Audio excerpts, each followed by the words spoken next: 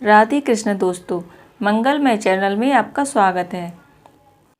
इस चैनल पर आप हिंदू धर्म से जुड़ी व्रत कथाएं, धार्मिक कथाएं और धार्मिक ग्रंथों का पाठ सुनते हैं। इसके अलावा आप धार्मिक कहानियां, मोटिवेशनल कहानियों का भी पाठ सुनते हैं। अगर आप हमारे चैनल पर पहली बार आए हैं तो हमारे चैनल को सब्सक्राइब करें, लाइक, शेयर एंड कमेंट करें और बेल नोटिफिकेशन को दबाएँ, जिससे हमारी वीडियो का नोटिफिकेशन आपके पास सबसे पहले पहुँचे। आज हम कार्तिक महात्म्य के 11वें अध्याय का पाठ करेंगे। अगर पहली बार वीडियो देख रहे हैं, कार्तिक महात्म्य के बारे में बता देती हूँ कि कार्तिक मास का हमारे हिंदू धर्म में बहुत महत्व बताया गया है। धर्मशास्त्रों के अनुसार इस पूरे कार्तिक मास में व्रत व तप का विशेष महत्व बताया गया है। उसके अनुसार जो कार्तिक मास में व्रत व तप करता है उसे मोक्ष की प्राप्ति होती है। पुराणों में कार्तिक मास के लिए कम से कम 7 प्रधान नियम माने गए हैं, जिन्हें करने से शुभ फल की प्राप्ति होती है और हमारी मनोकामना पूरी होती है, पुण्यों में हमारी वृद्धि होती है। तो वे 7 नियम कौन कौन से हैं, चलिए मैं आपको बता देती हूँ। पहला नियम है दीपदान। कार्तिक मास में सबसे प्रमुख नियम दीपदान करना बताया गया है। इस महीने में नदी, पोखर, तालाब आदि में दीपदान किया जाता है या तुलसी के पौधे के पास हमें दीपदान करना चाहिए। दूसरा नियम है तुलसी पूजन। इस महीने में तुलसी के पूजन करने का और तुलसी सेवन करने का विशेष महत्व बताया गया है। वैसे तो हर मास में तुलसी का सेवन करना चाहिए और उसकी आराधना करनी चाहिए, लेकिन कार्तिक में तुलसी पूजा का महत्व कई गुना माना गया है। हमें रोज़ तुलसी को सींचना चाहिए, कार्तिक मास में तुलसी लगाना चाहिए, तुलसी दान करनी चाहिए और तुलसी को दीपदान करना चाहिए। इससे हमें भगवान विष्णु की विशेष कृपा प्राप्त होती है। तीसरा नियम है भूमि शयन। भूमि पर हमें सोना चाहिए पूरे कार्तिक मास में। इससे हमारे जीवन में सात्विकता का भाव आता है और मन में विकार समाप्त हो जाते हैं। चौथा नियम है कि कार्तिक मास में शरीर पर तेल लगाना वर्जित होता है, यानी नरक चतुर्दशी के दिन शरीर पर तेल लगाकर हम स्नान कर सकते हैं। उसके अलावा कार्तिक मास में पूरे कार्तिक मास तक हमें अपने शरीर पर तेल नहीं लगाना चाहिए। पांचवा नियम है हमें दालों को निषेध। हमें कार्तिक मास में उड़द, मूंग, मसूर, चना, मटर, राई आदि नहीं खाने चाहिए, इनका निषेध माना गया है। छठा नियम है ब्रह्मचर्य का पालन। हमें कार्तिक मास में ब्रह्मचर्य का पालन करना चाहिए और पति पत्नी को अलग अलग रहना चाहिए। सातवां नियम है कार्तिक मास का व्रत करने वालों के लिए संयम से रहना चाहिए। संयम से व्यवहार करें, अर्थात कम बोलें, किसी की निंदा या विवाद ना करें, मन पर संयम रखें, क्रोध ना करें, ईर्ष्या ना करें। इस प्रकार हमें कार्तिक मास में जितने हो सके नियमों का पालन करना चाहिए। कार्तिक मास में सुबह सुबह स्नान करने का विशेष महत्व होता है। ब्रह्म मुहूर्त में उठकर हम सुबह स्नान करना चाहिए। उसके बाद भगवान विष्णु की पूजा करने के बाद, तुलसी को जल अर्पित करने के बाद हमें कार्तिक मास की कथा का रोज पाठ करना चाहिए। चलिए आज हम कार्तिक महात्म्य के 11वें अध्याय का पाठ करते हैं। कार्तिक मास के 11वें अध्याय की कथा इस प्रकार है। एक समय नारद जी वेद व्यास जी से पूछने लगी कि हे व्यास जी, गृहस्थ आश्रम सब आश्रमों से उत्तम क्यों माना जाता है? तब व्यास जी ने कहा, जैसे सब नदियाँ समुद्र में आश्रय पाती हैं और सब जीव माता का आश्रय पाकर ही जीवित रहते हैं, यह 6 प्रकार के भिक्षुक, ब्रह्मचारी, सन्यासी, विद्यार्थी, गुरु पूजक, यात्री, जीविका रहित, ये सब गृहस्थों का ही आश्रय पाते हैं। फिर व्यास जी बोले, हे नारद, अब अति पुण्य देने वाला एक पुरानी कथा का इतिहास कहता हूँ, सो ध्यान पूर्वक सुनो। उत्तानपाद नाम का राजा का एक पुत्र था। उसका नाम उत्तम था, जो बड़ा बलवान और मदिरा पीने वाला था। उसने बहुला नाम वाली स्त्री के साथ विवाह किया और राजा रानी दोनों ही अति प्रेम के साथ रहने लगे। एक समय राजा ने वैश्या का नृत्य देखते हुए मदिरा पान किया और रानी को भी मदिरा पान के लिए कहा, परंतु रानी ने उसका कहना नहीं माना। इस पर राजा ने क्रोधित होकर अपने अनुचरों को आज्ञा दी कि वह रानी को किसी निर्जन वन में छोड़ आए। तत्पश्चात राजा रानी के वियोग में दुखी हुआ, परंतु दूसरा विवाह नहीं किया। एक दिन एक ब्राह्मण राजा के पास आकर कहने लगा कि हे राजन, कोई मेरी स्त्री का अपहरण करके ले गया है। उसके वियोग में मैं अति दुखी हूँ, इसलिए तुम उसे ढूंढ कर लाओ। राजा कहने लगा कि महाराज, मैं नहीं जानता कि आपकी स्त्री कौन है और किधर है और कहाँ है। मैंने तुम्हारी स्त्री को नहीं जानता कि वह कैसे स्वभाव वाली है और कैसे रूप वाली है। तब ब्राह्मण बोला कि वह यद्यपि कठोर वचन बोलने वाली, कुरूपा, काले रंग की तथा कर्कश स्वभाव वाली है, परंतु मैं उसकी कोई निंदा नहीं करता, क्योंकि वह मेरी पत्नी है। तब राजा कहने लगा कि जब तुम्हारी स्त्री ऐसी कुरूपा और क्रूर स्वभाव वाली है तो तुम उसे लेकर क्या करोगे? मैं अति सुंदर और कल्याणकारी दूसरी स्त्री लाकर देता हूँ।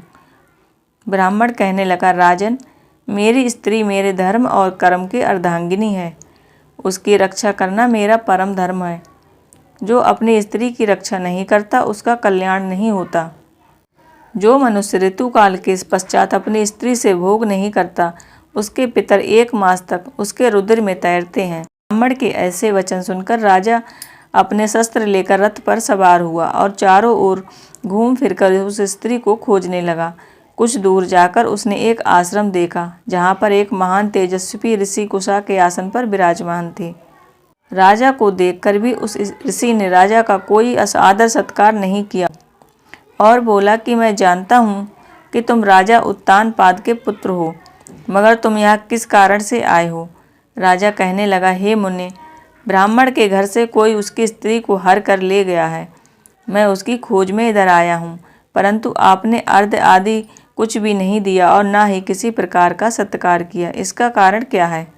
ऋषि ने उत्तर दिया, राजन, तुम अर्घ योग्य होते हुए भी इस समय उसके पात्र नहीं हो, क्योंकि तुमने अपनी निरपराध स्त्री को वन में त्याग दिया है। जहाँ स्त्री का यह धर्म है कि वह तन मन से अपने पति की सेवा करे और उसकी आज्ञा का पालन करे, वहाँ पुरुष का भी यह धर्म है कि वह अपनी स्त्री का यथाउचित सम्मान करे। जिस घर में स्त्रियों का सम्मान नहीं होता वहाँ देवताओं का वास नहीं होता। जहाँ स्त्रियों का अनादर होता है वहाँ कभी सुख शांति नहीं रहती।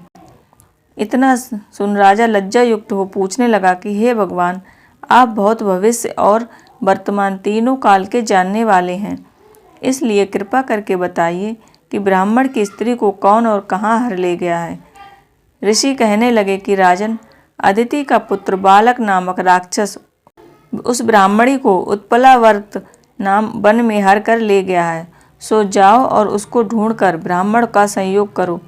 राजा ने मुनि को प्रणाम किया और मार्ग पर जाकर उत्पलावर्त वन में जा पहुंचा। वहां जाकर देखा कि जैसा ब्राह्मण ने बताया था वैसा ही उसका रंग रूप देखकर राजा ने उसे पहचान लिया और कहा। राजा ने कहा, हे कल्याणी, तुम कौन हो और किसकी पत्नी हो? स्त्री ने कहा, मैं बिलास पुत्र की स्त्री हूँ। मैं अपने घर में अकेली सो रही थी। बल्क नाम वाला राक्षस मुझे हरकर यहाँ ले आया है।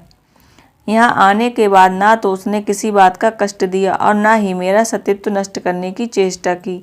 इतना होने पर भी मैं यहाँ अत्यंत दुखी हूँ। राजा ने कहा कि हे ब्राह्मणी, यह राक्षस कहाँ गया है? मुझको तुम्हारे पति ने ढूंढने के लिए भेजा है। ब्राह्मणी ने कहा कि वह इस वन में अमुक स्थान में गया है। तब राजा ने ब्राह्मणी के बताए हुए स्थान पर जाकर राजा को देखा। राजा को देखकर वह राक्षस उसके पैरों पर गिर पड़ा और कहने लगा कि राजन, मुझे क्या आज्ञा है? राजा ने कहा, हे निशाचर, तू इस ब्राह्मणी को क्यों लाया है? राक्षस कहने लगा कि राजन, इस ब्राह्मणी का पति राक्षसों को भी मारने का मंत्र जानता है। अतएव जब हम यंत्र का अन्न ग्रहण करने के लिए जाते हैं तो वह हमको वहाँ से भगा देता है, क्योंकि सब यज्ञों का वही आचार्य बनता है। इसी कारण उस ब्राह्मण को दुखी करने के लिए मैं उसकी स्त्री को हर लाया हूँ, क्योंकि बिना स्त्री के पुरुष कर्म का अधिकारी नहीं होता। यह सुनकर राजा ने विचार किया कि यह राक्षस भी हमारी ही निंदा करता है। मुनि ने भी हमको आर्द्र योग्य नहीं समझा। राजा अपने में से ऐसा विचार ही कर रहा था कि राक्षस कहने लगा कि राजन, मैं आपकी प्रत्येक आज्ञा का पालन करूँगा। इतना कहकर हाथ जोड़कर खड़ा हो गया।